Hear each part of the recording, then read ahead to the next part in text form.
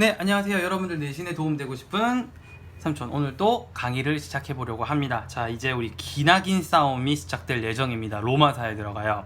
자, 이 로마사는요, 지금 이 전체 모양을 그려놓고요, 이 위에다가 필기를 이제 채워가면서 로마의 전체 역사를 따라갈 거거든요. 근데 안에 있는 내용들이 다 작지가 않아요. 이번에는 굵은 펜으로 여러분이 필기를 하시면 안에 옆에 거랑 치여가지고 필기가 다 안 될 수가 있어서 끊어서 이렇게 하나, 이렇게 하나, 그리고 마지막에 이렇게 하나 따로따로 끊어가지고 할 겁니다.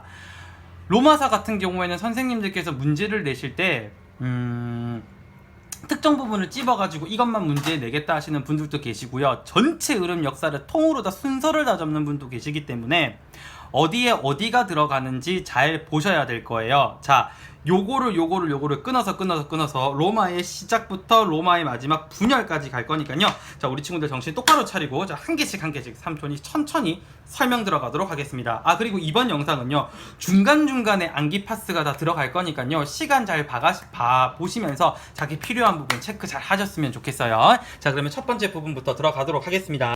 자, 그러면 로마의 처음 이야기부터 보겠습니다. 그러면 로마 첫 얘기가 여기란 얘기는 로마라는 나라가 뭐 되는 것부터 볼 거다. 예, 나라가 건국이 되는 것부터 보겠습니다. 자, 우리 로마 지도 한번 그려볼까요? 로마 지도 우리가 무슨 모양으로 생겼다고 얘기하죠? 그렇죠. 구두 모양으로 이렇게 생겼다고 이야기를 합니다. 자, 우리 앞에 발굽 쪽에 보면은 여기 로마에 이렇게 강이 하나가 있어요. 요 강을 우리가 무슨 강이라고 불러주냐면 요 강 이름이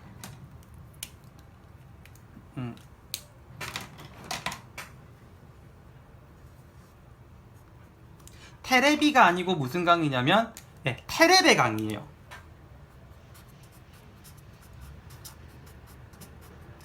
이 테레베 강에서 나라가 건국이 되었다라는 얘기가 제일 처음에 교과서에서 나옵니다.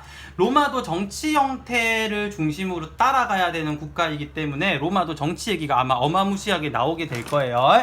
자, 그러면 먼저 보게 되면요, 로마도 그리스와 마찬가지로 제일 처음에 무슨 정으로 나라를 시작하게 된다? 왕정으로 나라를 시작하게 돼요.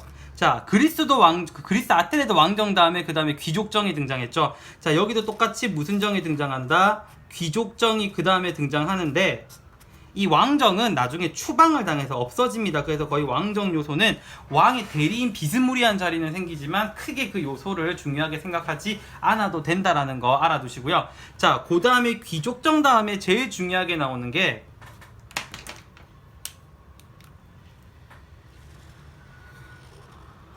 로마 무슨 정의 이야기가 나오냐면요, 로마 공화정에 대한 이야기가 나옵니다. 그리스도 기본적으로 민주주의 정치의 성향을 가지고 있었지만 지금 우리가 배우고 있는 어느 나라도 로마도 기본적으로 민주주의 성향이 굉장히 짙었던 나라이기 때문에 여기 나와 있는 공화정도 그리스처럼 민주정치의 형태입니다. 자, 여기서 시험에 잘 나오는 게 뭐가 있냐면요, 이 귀족정과 공화정에 존재하는 각기 정치 요소들을 물어보는데, 자, 이 귀족정이 운영이 될 때는 어떤 게 있냐면, 첫 번째, 귀족들이 모여서 정치하는 귀족회의기구가 있어요. 그 귀족회의기구를 뭐라고 부르냐면 원로원이라고 부릅니다. 그리고 왕은 없지만 두 명의 누가 있었냐면 두 명의 집정관이라는 사람이 있었어요.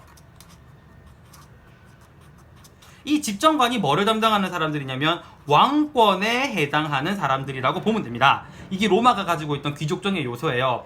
그리고 이제 지금부터 우리가 볼 제일 중요한 형태는 여기 나와 있는 공화정인데, 예전에 시험에서 실제로 로마 공화정 3대 요소를 찾으시오 라는 문제를 실제로 본 적이 있었어요. 그래서 그때 나왔던 답이 뭐냐면, 첫 번째, 시민들이 모여서 회의를 할 수 있는 뭐가 존재를 했고, 민회가 존재를 했고, 그러면 시민들의 대표는 있냐 없냐? 시민 대표 당연히 있습니다. 백성들을 굉장히 좋아하는 사람인가 봐요. 그래서 호민관이란 이름의 시민 대표가 있었고, 12표법이라는 시민들의 권익을 대표할 수 있는 법도 존재했었다. 요거 세 가지가 로마 무슨정의 특징이다, 공화정의 3대 요소이다 라는 시험 문제가 실제로 출제가 되는 경우들이 많아요. 근데 여기서 한 발 더 나가시는 선생님들은 어떤 문제를 내시게 되냐면, 12표법이 가지고 있는 성격을 물어보시는 분들이 있으세요. 그러면 첫 번째 어떤 말이 나오냐면 관습법이 성문법으로 바뀌었다라는 말이 나오는데, 이 관습법과 성문법이 어떤 차이가 있는 단어냐면요, 관습법은 글로 적혀있는 법이 아니라 그냥 입에서 튀어나오거나 아니면 그 옛날에 했던 약속들이 그냥 오래된 묵은 것들이 그냥 그대로 법으로 굳어있는 걸 관습법이라고 이야기해요. 그러니까 정확한 논리나 뭐 이런 걸 따지기보다 야, 옛날에 이렇게 했으니까 이렇게 하는 거야 라는 식의 그 법을 우리가 관습법이라고 이야기를 하는 겁니다. 얘네들은 아주 중요하니까 체크 잘해야 돼요. 자, 성문법이라고 얘기하는 건 뭐냐면 글자로 적혀 있는 책, 글자로 이루어져 있는 책, 그러니까 법전의 내용을 다 적어 놓고 그대로 진행하는 법전을 성문법이라고 이야기를 하는 겁니다. 그러니까 뜬구름 잡는 얘기처럼 돼 있던 법을 글로 쫙 정리해서 그 기준에 따라서 정치를 하는 거죠. 그리고 12표법의 로마의 시민들이 가지는 권한을 봤더니 법률적으로는 권한이 누구와 동일하더라? 귀족과 동등하더라. 이렇게 시민권을 받쳐주는 법이 있으니 로마의 민주정치인 공화정은 무럭무럭 발전을 할 수 있었고, 그에 따라서 평민들의 권한은 상승하더라 하락하더라? 상승하더라. 그래서 평민권이 성장했다라는 이야기가 나와요.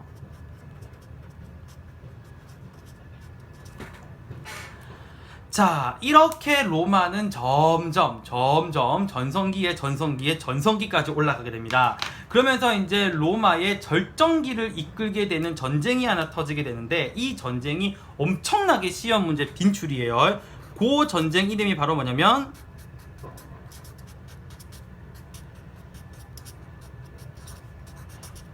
포에니 전쟁이라는 전쟁입니다. 이 포에니 전쟁이라는 이 전쟁은 어느 나라와 어느 나라 사이의 전쟁이냐면 로마와 카르타고라는 나라 사이의 전쟁인데, 초반에는 이 전쟁에서 누가 굉장히 유리했었냐면은 로마가 굉장히 불리한 위치고 카르타고가 유리했었어요. 근데 나중에 좀 카르타고란 나라도 문제가 있다 보니까 전쟁 영웅을 홀대하고 좀 삽질을 하면서 다 이겨놓은 전쟁이 로마한테 그냥 떠담 이겨주는 식의, 다 이겨놓은 전쟁 져버리는 전쟁이 바로 포에니 전쟁이에요. 근데 왜 포에니 전쟁이 중요하냐면요, 자, 유럽 지도 한번 그려볼게요. 자, 이쪽에 이탈리아가 이렇게 있습니다. 자, 그럼 여기 중간에 지중해가 이렇게 있고 아프리카가 이렇게 있겠다, 그죠? 자, 요쪽쯤에 카르타고가 있습니다. 자, 로마라는 나라는 원래 어느 정도 범위에까지만 있었던 국가냐면요,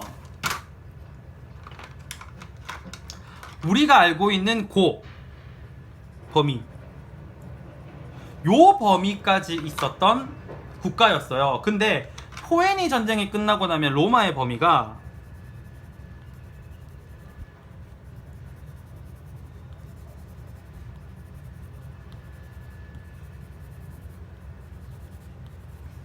이만큼으로 넓어지게 돼요. 국가가 엄청나게 많이 넓어지게 되는 거죠. 그래서 이때 당시에 무슨 얘기가 나오냐면, 지중해가 로마를 둘러싸고 있다 보니까 지중해는 로마의 호수라는 이야기가 나올 정도로 로마가 엄청나게 넓어지게 되는 거죠. 자, 그래서 포에니 전쟁 한번 정리를 해보면, 자, 우리 요 3단계에서 지금 요 파트만 지금 우리 할 거예요. 첫 번째 파트만 여기 빨간 박스 쳐놨죠? 자, 이 포에니 전쟁은 어느 나라와 어느 나라 사이에, 로마와 카르타고라는 이 나라가 어느 바다에 패권을 두고, 중간에 무슨 바다 있었죠? 예, 지중해의 패권을 두고 싸웠던 전쟁입니다. 자, 근데 이 전쟁에서 누가 승리한다 그랬죠? 네, 로마가 승리합니다. 그래서 로마 나라 커졌죠? 나라 엄청 부유해졌다, 그죠? 이 전쟁 덕에 로마의 황금기가 시작되게 돼요.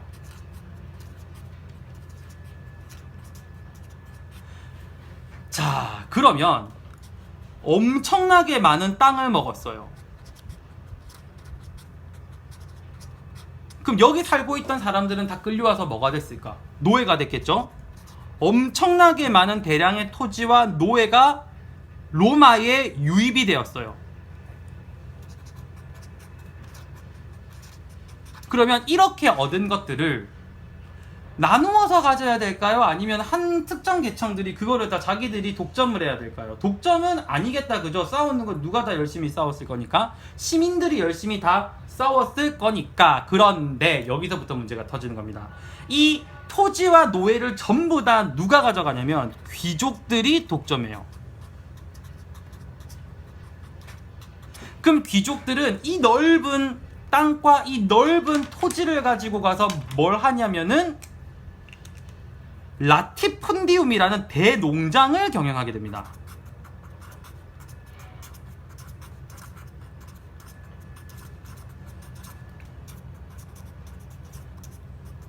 자, 땅도 나라에서 공짜로 다 받은 거예요. 귀족도 다, 노예도 다 공짜로 받은 거예요. 땅은 어마무지하게 넓은데 돈 안 줘도 되는 사람들 엄청나게 부려먹어요. 그러면 이런 사람들이 만들어내는 농산물이나 자기 손으로 씨앗 심고 뭐 해가지고 자기 손으로 다 키워가지고 농산물 파는 사람이나 두 사람이 물건을 갖다 놨을 때 인건비가 어느 쪽이 더 안 들어갈까요? 자기 손으로 다 키운 시민들 농산물의 인건비가 더 적을까요? 아니면은 공짜 노예 부려가지고 생산한 귀족들의 농산물이 인건비가 더 쌀까요? 귀족들의 농산물은 인건비가 없으니까 귀족들 농산물이 훨씬 더 가격이 어떻다? 저렴한 거예요. 그러면 이 라티푼디움 때문에 시민들이 버텨낼까요? 못 버텨낼까요? 시민들이 못 버텨냅니다. 사람들 싼 거 사는 건 습성이에요. 그렇다 보니까 시민 자영농들이 다 몰락하게 됩니다.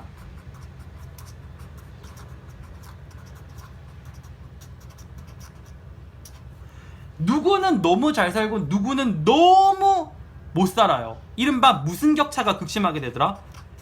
빈부격차의 끝을 찍으면서 로마의 시민층이 몰락하면 가장 골치 아픈 문제가 뭐냐면 로마나 그리스나 시민들이 집에 있는 무기 들고 나가서 싸우는 사람들이야. 그럼 이렇게 되면 국방력이 올라갈까? 국방력까지 약화되게 될까? 국방력 다 떨어집니다.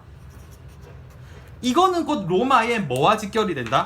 로마의 멸망과 직결이 돼요.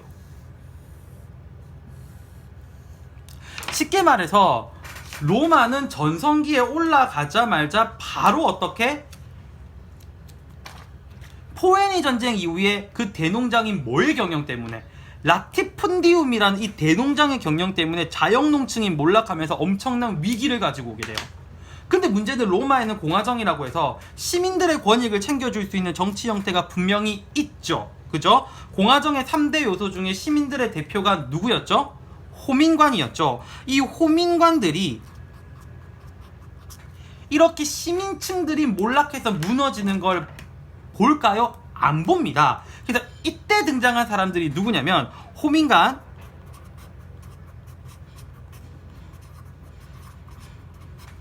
크라쿠스 형제라는 이 두 명의 호민관이 등장해서, 이 형제들이 등장해서 로마를 바로 잡겠다고 뭐를 하기에 나선다? 개혁을 하겠다고 나서게 됩니다. 자, 일단은 라티푼디움 경영 때문에 시민 자영농층이 몰락했다는 얘기는 공화정이 제대로 더 이상 운영되지가 않는다라는 이야기죠. 시민의 권한이 떨어졌으니까. 그럼 일단 먹고 살 수 있게끔부터 해줘야 되잖아요. 귀족들의 라티푼디움한테 밀려서 지금 무슨 층이 몰락했죠? 시민 자영농이 몰락했죠. 그러면 시민 자영농부터 어떻게 해야 되겠어요? 살려야 될 겁니다.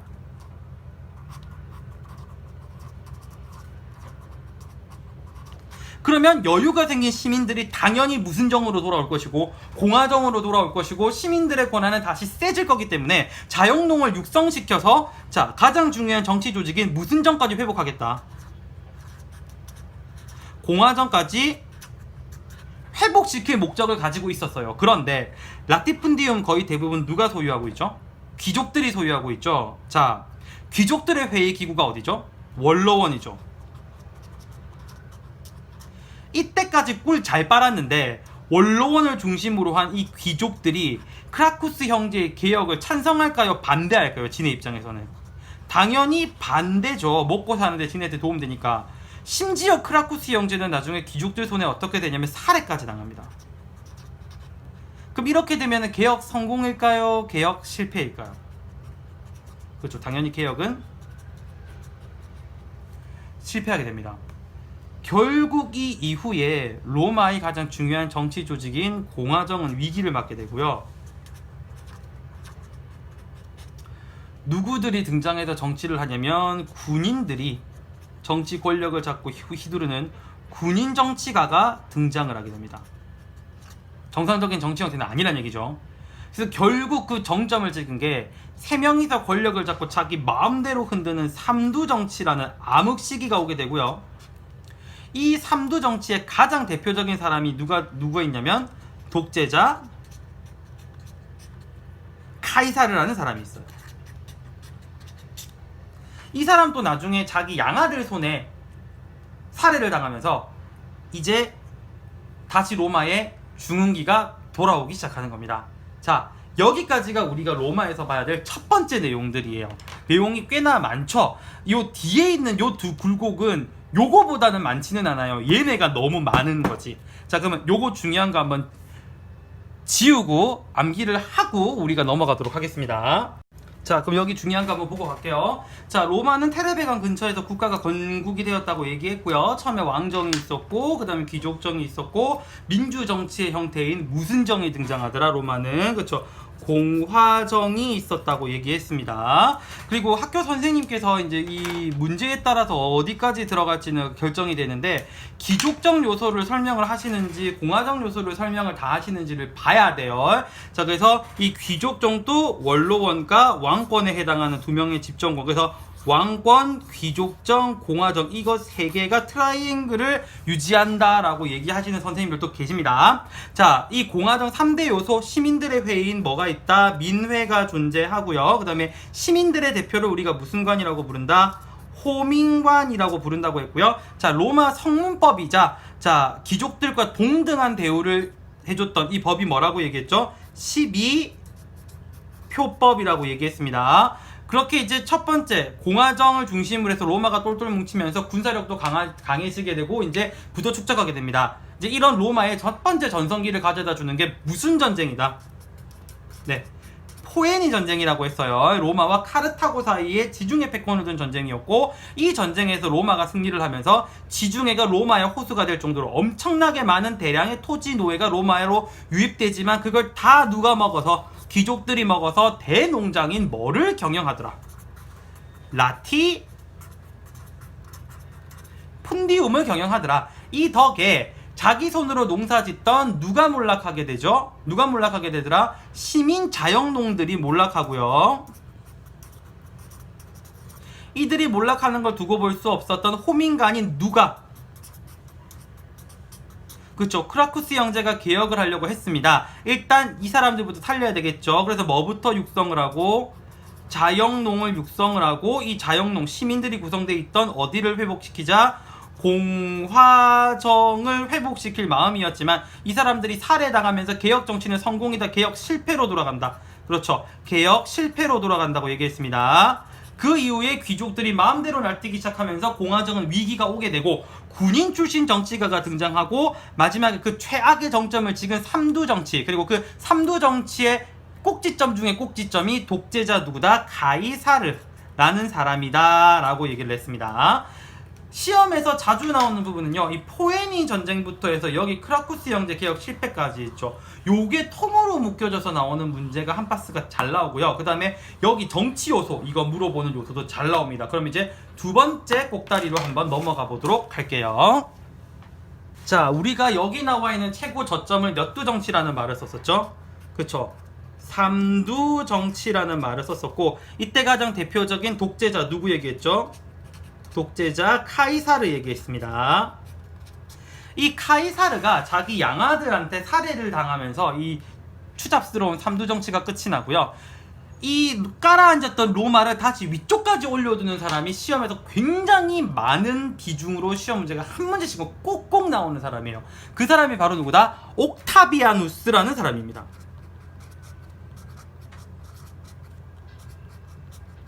황제 중에도 가장 대단한 황제라고 해서 이 사람은 그냥 황제라고 부르지 않고 옥타비아누스 대제라고 말을 부릅니다.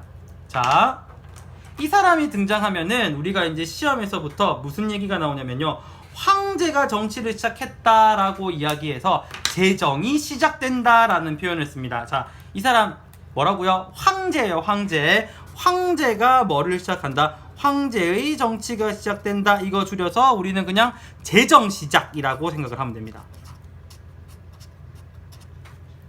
자, 이 옥타비아누스가 왜 왕중의 왕이 될 수 있었냐면요, 이 사람은 힘에 해당하는 군대, 나라를 다스릴 수 있는 정치 형태, 자기가 재정까지 모두를 다 장악합니다. 자, 이렇다 보니까 다른 사람들이 꼼짝을 못해요. 그래서 이 사람한테는 별명을 또 지어서 붙여주는데, 이 사람의 별명이 아우구스투스예요.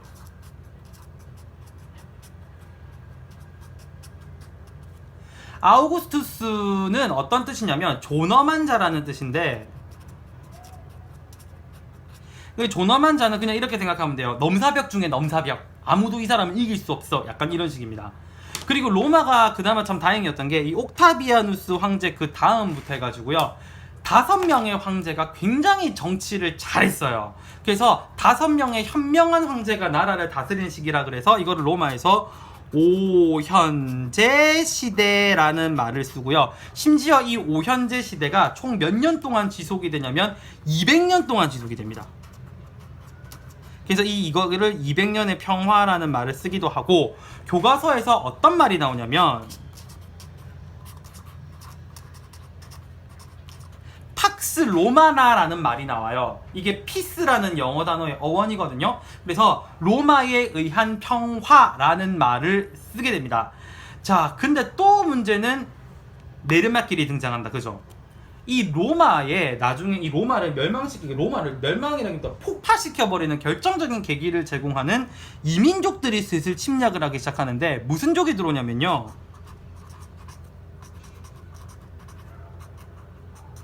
게르만족이 로마에 침략하기 시작합니다. 자, 근데 삼촌이 지금 게르만을 한글로 안 쓰고 굳이 뭐로 적었죠? 그쵸, 영어로 적었죠. 자, 이거 우리가 게르만족이라고 불러요. 근데 이 영어 스펠링만 잘 읽으니까 어느 나라랑 어원이 똑같아요? 절만이라고 읽어진다, 그죠? 그래서 이 게르만족이라는 단어가 나오면 아, 독일 쪽과 관련이 있구나 라고 생각을 해 주시면 제일 간단하게 접근하실 수가 있어요. 자, 사람이 계속 늘어나요. 사람이 계속 늘어나게 되면은 좋을 것만 같죠? 좋진 않아요. 이 사람들은 막 굴러 들어오는 거기 때문에 있는 식량이고 뭐고 다 거덜을 내요. 자원이 부족해진다는 거죠. 그래서 게르만족의 침략 때문에 농사 짓는 농업과 상공업이 인구가 늘어나는 건데 오히려 올라가는 게 아니라 침체가 돼요. 더 문제는 로마의 정치 특징은요, 까라만 앉으면 어디 출신 애들이 설치기 시작하냐면 군인 정치가들이 설치는데, 이때부터 황제 정치잖아요. 뭐 출신 황제들이 등장한다? 군인 황제들이 등장합니다. 골 때리는 거는요, 얘네들 눈만 뜨면 지네끼리 권력 싸움 해가지고 죽이고 난리도 아니에요. 그래서 얘네는 26명을 몇 년을 다스렸냐면요, 50년을 26명이 다스렸어요. 그러니까 한 명이 2년도 통치를 채 못한 꼴인 거예요. 이 군인 황제 때 최악의 돌하이 중에 돌하이가 네로 황제라는 사람이 있는데, 이 네로 황제는요, 자신의 권한을 얼마나 중시 생각했냐면 크리스트교를 박해하려고 로마 시내 전체에다 불을 질러 놓고요, 그거를 크리스트 교도들이 불을 질렀다고 누명까지 뒤집어 씌우고는 아주 그냥 전대미문의 돌하이 중에 상돌하이예요.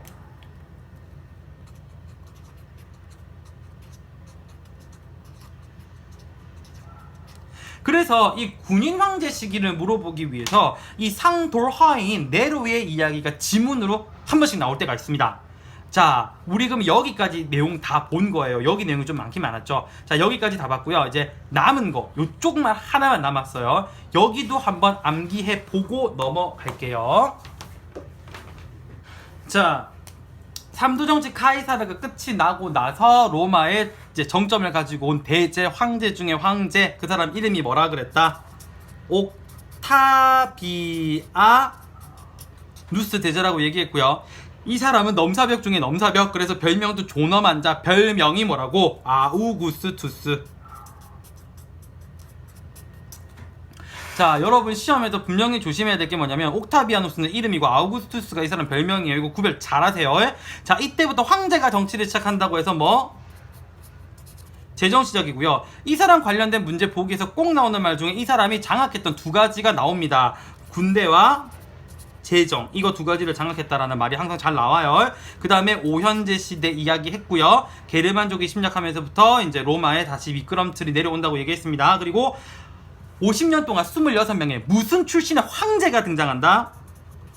군인 황제가 등장합니다. 앞에 거랑 여기 거랑 여러분 조심해야 될 게 이쪽은 군인 정치가인 거고요. 이쪽은 군인 황제예요. 두 개를 구별을 해줘야 됩니다. 자, 그러면 나머지 여기 한번 이제 정리를 끝내보도록 하겠습니다. 자, 이제 군인 황제 시기가 끝나고 다시 한 번 더 로마가 한 번 더 뛰어오릅니다. 그래서 요 마지막 요 시기를 두고 로마의 중흥이라는 표현을 굉장히 많이 씁니다. 이 로마의 중흥을 이끌었던 사람이 누구냐면 콘스탄티누스 대제라는 사람이에요.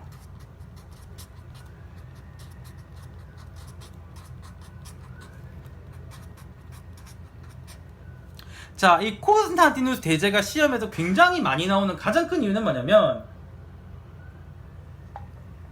아까 군인 황제 시기 때 네로 왕제 이야기했잖아요. 그 사람은 크리스트교를 박해하기 위해 가지고 로마 전체 시대에 불까지 지르는 상도라이 짓을 했었는데 이 콘스탄티누스 대제 때 이 사람이 결정한 건 뭐냐면 더 이상 크리스트교를 탄압해서는 안 되겠다. 그래서 이제 크리스트교를 믿어도 됩니다라는 허락을 하게 됩니다. 그 허락을 뭐라고 부르냐면 밀라노 칙령이라고 해요. 자, 이 밀라노 칙령은 이제 뭐를 믿어도 된다라는 허락이라고요? 크리스트교를 믿어도 된다라는 허락이라고 얘기했습니다. 그래서 교재에서는 무슨 말이 나오게 되냐면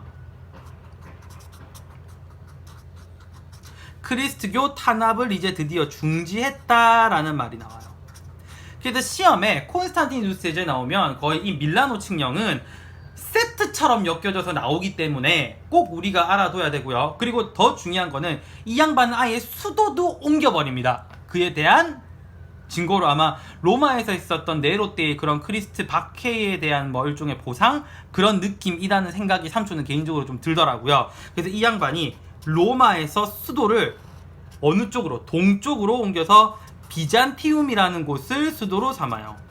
자, 방향이 어느 쪽에서 어느 쪽이라 그랬냐면 로마는 서쪽이고요. 여기 있는 비잔티움은 동쪽인데 문제는 이 비잔티움으로 천도는 하는데 이 비잔티움이 이름이 하나가 아닙니다. 비잔티움이라고 부르기도 하고요. 얘를 콘스탄티누스 대제가 만든 도시란 뜻에서 콘스탄티노 폴리스라고도 부르기도 하고요. 지금은 여기 지명이 어디냐면 이스탄불이에요. 자, 요 세 개가 같은 지명인데 한 번째 선생님들이 문제를 좀 고난이도로 꼬아서 내실 때는 다른 명칭을 엮어서 쓰실 수도 있으니까요. 아, 요거 세 개가 같은 이름이구나 하는 걸 여러분들이 알아는 두셔야 된다라는 거 한번 거론을 하고 넘어가겠습니다. 자, 이제 로마가 여기로 가면 이제 로마는 끝이에요. 여기 중간에 황제가 한 명이 나오는데 이 황제는 가르치시는 선생님도 있고 안 가르치는 선생님도 계시고 거의 진짜 거의 뭐 수준이냐면 복불복 수준입니다. 자, 근데 여기 문제는요. 콘스탄티누스 대제도 그랬고 지금 설명하게 될 요 황제도 그렇고 둘 다 무슨 종교와 관련이 있냐면 크리스트교와 관련이 있어요. 밀라노 칙령은 크리스트교 탄압을 중지하면서 믿어도 된다는 일종의 공인의 성격을 가지는 그런 거예요. 근데 여기 나와 있는 테오도시우스 황제는 로마라는 종교를 믿어도 된다 수준이 아니라 아예 크리스트교를 국교화시켜요.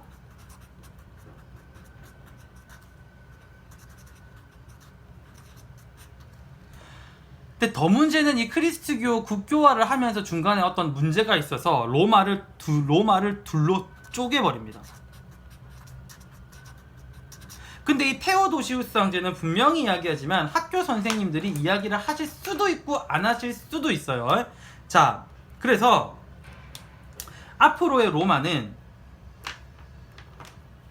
두 개로 쪼개져서요. 이쪽에 있는 로마는 우리가 뭐라고 부르냐면 서쪽에 있는 로마라고 해서 소로마라고 부르게 되고요. 이쪽에 있는 로마는 동쪽에 있는 로마라고 해서 뭐라고 부른다? 동로마라고 불러요.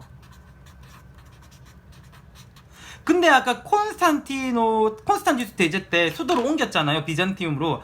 비잔티움이 동쪽에 있었습니까? 서쪽에 있었습니까? 비잔티움이 동쪽에 있었죠. 그러면 비잔티움은 동로마에 있겠다? 서로마에 있겠다? 동로마에 있습니다. 그래서 이 동로마 제국은 다른 말로 우리가 뭐라고 부르냐면 비잔티움 제국이라고 불러요. 또 다른 말로는 이 나라의 별명이 천년제국이라는 말을 쓰기도 하는데 이유는 단순합니다. 국가가 몇 년 동안 유지가 됐기 때문에 1000년 동안 유지가 됐기 때문에. 근데 문제는 서로마예요. 여러분들 풍선을요 바람을 계속 불어대면 어떻게 되죠? 풍선이 터지죠. 자, 로마라는 풍선이 있는데 그 풍선 안에 게르만이라는 숨을 계속 불어 넣은 거예요. 그럼 로마가 버틸까 터질까? 터져버립니다. 그래서 이 서로마는 게르만족의 침략으로 인해서, 침략이란 표현을 쓰기도 애매하고 뭐 유입이란 말을 쓰기도 애매해요. 얘네들 때문에 로마가 어떻게 된다? 서로마는 멸망을 하게 됩니다. 여기까지가 우리가 로마의 마지막이에요. 그러면 여기까지도 암기를 한번 해보도록 합시다. 자, 마무리 지을게요. 자, 로마의 마지막 꼭대기를 완성시킨 왕 이름 한번 보도록 하겠습니다. 이 사람의 업적부터 보고 왕 이름을 찾아봅시다. 자, 크리스트교를 공인한 칙령이 뭐냐라고 물어보면 우리가 다 찾을 대답은 하나밖에 없습니다. 뭐밖에 없다? 밀라노 칙령. 그리고 이 왕은 수도를 서쪽에서 동쪽으로 옮기죠. 그 옮긴 수도 이름이 뭐다? 비잔티움. 이 두 개의 업적을 가지는 왕은 누구다? 콘스탄티누스 대제라고 이야기를 했습니다. 자, 그 다음에 테오도시우스 때 황제 때는 거의 대부분 나오는 게 크리스트교를 무슨화시켰다? 국교화시켰다 라고 이야기를 하면 되겠습니다. 나중에 동로마 서로마는 또 얘기가 나올 거기 때문에 여기선 더 이상 다루진 않을게요. 로마사 너무 길다, 그죠? 근데 요거를 학교 선생님이 단원을 넣으면 시험에 통잡이로 보통 넣기 때문에 우리 친구들이 좀 고생을 많이 하게 될 것 같아요. 자, 역사 한 번 듣고 이야기하기 힘들 때는 2번, 3번 돌려서 계속 반복해서 듣는 게 사실 답이에요. 여러분들이 제일 필요해하는 거는 암기가 아니라 설명해 주는 게 제일 필요한 거니까요. 그죠? 자, 어려운 로마사 따라온다고 고생 정말 많았습니다. 자, 근데 로마 그리스 마지막 단락이 하나가 남았는데 바로 로마 그리스 그리고 헬레니즘까지 다 묶어서 문화를 한번 정리를 해보도록 하겠습니다. 자, 우리 친구들 너무나도 최선을 다해 주셨기 때문에 우리 친구들 언젠간 최고가 되어 있을 거라고 믿어요. 자, 오늘 수업도 여기까지 마무리 짓겠습니다. 감사합니다.